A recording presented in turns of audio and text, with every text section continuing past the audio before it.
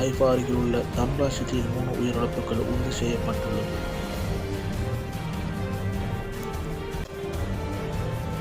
புதிய தாக்குதலுக்கு பின்னர் இன்னும் 90 பேர் வரை காயமடைந்துள்ளதை மேகன் டேவிட் அடோம் ஆம்புலன்ஸ் சேவை தெரிவித்துள்ளது.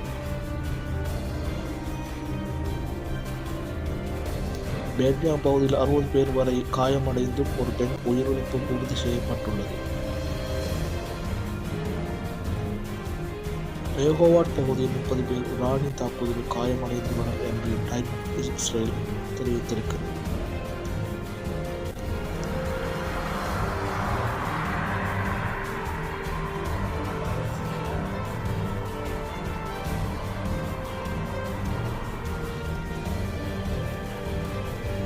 அதே நேரம் ஹைஃபாவில் இருக்கின்ற ராம்பேம் ஹாஸ்பிட்டல் தெரிவிப்பதாவது 10க்கும் மேற்பட்டவர்களுக்கு சிகிச்சை அளிக்கப்பட்டு வருவதாக